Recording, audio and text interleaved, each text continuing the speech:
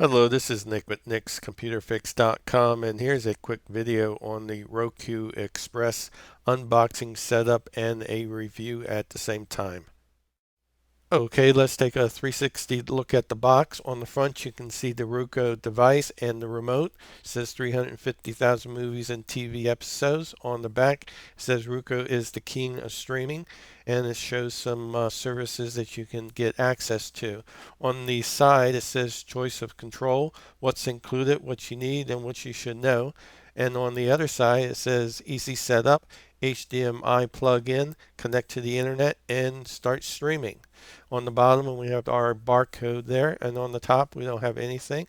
And I grabbed my trusty knife and went ahead and cut the tape so that we could open this up. And these boxes are never that easy to open. They seem to make it happen that way. At any rate, we slide the device out of the box, and it's in some packaging here. And it would help if I had this not upside down. There we go. On the right side we have the remote, and on the left side we have the Roku device itself. It's kind of rectangular in shape, not too thick, and it's relatively light at that. And then we also have the AC charger outlet that plugs into your wall. And then we have the batteries here that they give you. They're alkaline, by the way, and they go into the remote. And let's get this little strip out. This is your double-sided sticky tape strip that goes onto the Roku device, and it attaches to the bottom side of your TV set. And that the reason for that is because this is infrared, and that's how you can change channels or these stations with the remote here. Real quick look, we have on the remote quick buttons, Netflix, Hulu, Sling, and VUDU. So that's really nice to be able to access the basically the top four. I wish Amazon was there, but you can't have everything. Next, we have the Express Setup Guide here, 4 easy steps, and we'll get to that in a few moments. All right, the last item that was in the box was this sleeve, and inside we have some cables. And yes, folks, we have a real, honest for goodness HDMI cable that has been included at no extra charge. This is very rare to see an HDMI cable included with any HDMI device these days. Also a USB cable that we use to power up the Roku device on your AC power off your wall outlet. Okay, next is the connections to our TV set. And the way you go about it is you locate a open, unused HDMI port on your TV set, and you take one end of the HDMI cable, just like I'm doing here, and go ahead and plug it into the HDMI port on your TV set. And then on the other end, or with the other end, you plug that into the HDMI port on the back of the Roku device. And let's turn that around so we can see that a little better. And it slips in really easy. There's no problem here at all. And right next to it we have a micro USB port, and we'll grab that USB cable that came with this device and the micro USB in. Let's make sure that I have it. All right, yep, I got it positioned right. There we go, and it went right on in, no problem at all. And by the way, this is a reset button here in case you have any troubles with this device. You can always reset it back to factory defaults and set it up again. Okay, and the other end of the USB cable, you can plug this into the AC plug that came with the device, and that plugs into your wall outlet to power up the Roku device. Or in my case, and maybe in your case, if you have a USB port on your TV set, most of the time it is providing enough power to power up devices such as this.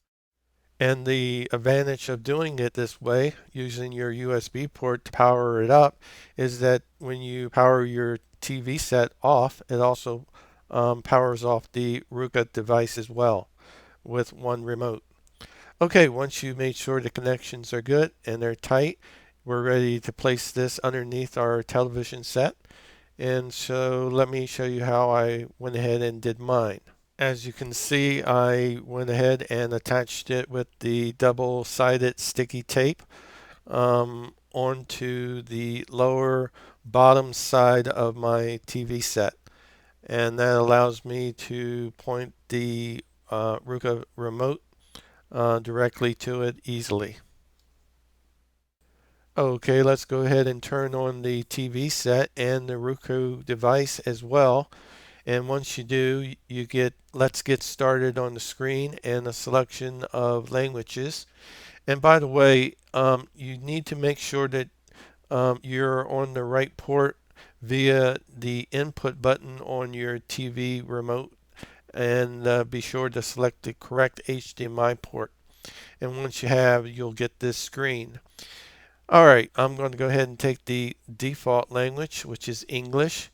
And once I do, it goes out and scans available networks and locates yours. And once you see your network, go ahead and click on it. And then you will be prompted to make a connection via typing in your network Wi-Fi password.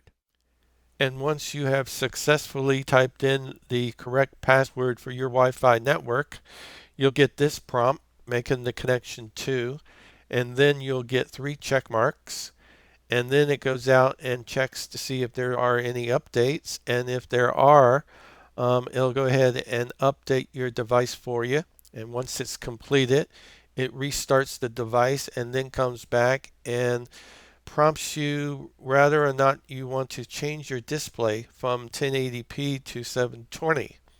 I don't know about you folks, but I prefer 1080p. So once you've gone and decided on this, the next item is the activation process. So let's go ahead and move forward to that. Now, it'll tell you to go to your computer, your laptop, your PC, your phone, or tablet, and type in the correct activation code at the link that it provides you here. Now keep in mind, you may or may not have to create a new account if you don't have an account with them already. Alright, once you do log in and choose what channels you want to have access to on your Roku device here, it'll go ahead and communicate with it and update the channels. And I installed 40 of them. And once it was done, I get the all done message here. So now I can go ahead and press the home key on the remote, and as you can see, the Roku device is very responsive. I'm going to go ahead and go down the categories on the left hand side here, and as you can see, it's moving right along. Very little delay, and I like it. So far here on the response, I'll go over here to the apps and click on Netflix, and that comes up really quick. However, I should mention that I do have fast internet service here, but even for those people out there with reasonable internet speeds, I think you'll be happy with the responsiveness of this Roku device. Okay, we've come to the end of this video. Subscribe and leave a like.